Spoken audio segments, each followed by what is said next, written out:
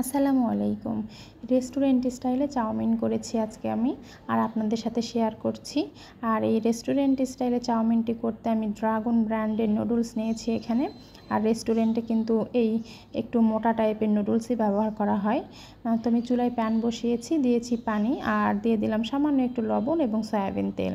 এরপর আমি নুডলসগুলো আপনার প্যানের মধ্যে দিয়ে দিচ্ছি সিদ্ধ করার জন্য। যখন এটি 90% সিদ্ধ হয়ে যাবে, তখন আমি এটি একটি স্টেইনারে ঢেলে ঠান্ডা পানিতে ধুয়ে নেব।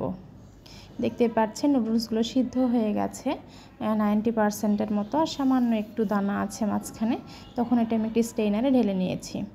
আর এখন আমি নুডলসটি তৈরি করার জন্য আপনার সসগুলো একসাথে মিশিয়ে নেব, এতে করে সুবিধা হয়।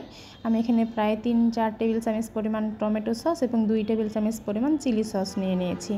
দিয়েছি সয়া সস 1 টেবিল চামচ পরিমাণ এবং ডার্ক সয়া সস 1 টেবিল চামচ পরিমাণ, দিয়েছি ভিনেগার 1 টেবিল চামচ পরিমাণ। আর এখন দিচ্ছি কর্নফ্লাওয়ার, সেটিও 1 টেবিল চামচ পরিমাণ। এই চাউমিনটি তৈরি করতে অবশ্যই কর্নফ্লাওয়ার ব্যবহার করবেন, আর সসগুলো ব্যবহার করতে চেষ্টা করবেন, কেননা রেস্টুরেন্টের মতো টেস্ট নিয়ে আসলে কিন্তু এই সসগুলো আপনাকে ব্যবহার করতে হবে। এটা আমি পাশে রেখে দিচ্ছি। আর চুলায় প্যান বসিয়েছি, সেখানে সাদা তেল দিয়ে চিকেনের ব্রেস্টের থেকে আমি কিছুটা গোশত নিয়ে আমি তেলের মধ্যে দিয়েছি ছোটো ছোটো পিসেস করে।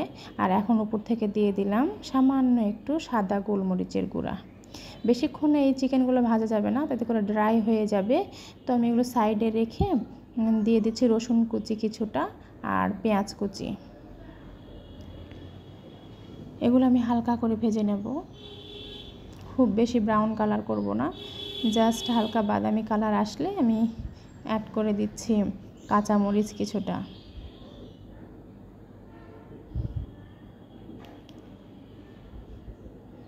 এই তো পেঁয়াজের মধ্যে কালার চলে আসছে, তখন আমি চিকেনের পিসেসগুলোর সাথে মিশিয়ে নিলাম। আর এগুলো সাইডে রেখে দিচ্ছি।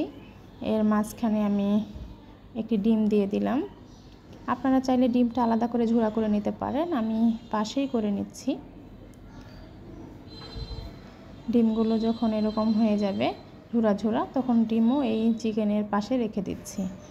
আর প্রথমে সবজিগুলোর মধ্যে দিয়ে দিচ্ছি গাজর, কেননা গাজরটা একটু সিদ্ধ হতে টাইম লাগে, এজন্য প্রথমে গাজর দিয়ে দিয়েছি। তারপর আমি এই চিকেন, ডিম এবং পেঁয়াজ এর সাথে মিক্সড করে নিচ্ছি গাজরগুলো। আর এখন আমি দিয়ে দেব সামান্য একটু বাঁধাকপি কুচি। আর এখন দিচ্ছি গ্রিন বেল পেপার, আর দিয়ে দিচ্ছি ইয়েলো এবং রেড বেল পেপার কিছুটা।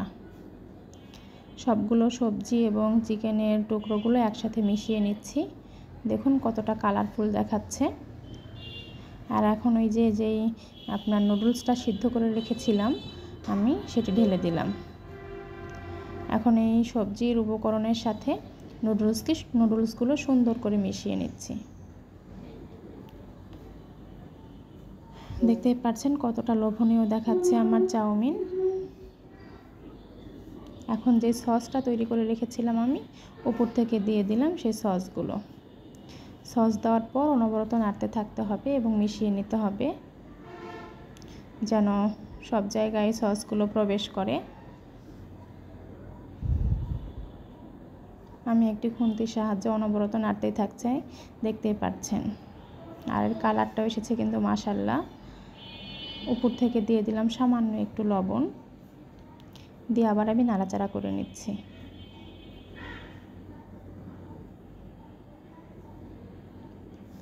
আমার চাউমিনটা রান্না প্রায় শেষ, এখন সার্ভ করার পালা।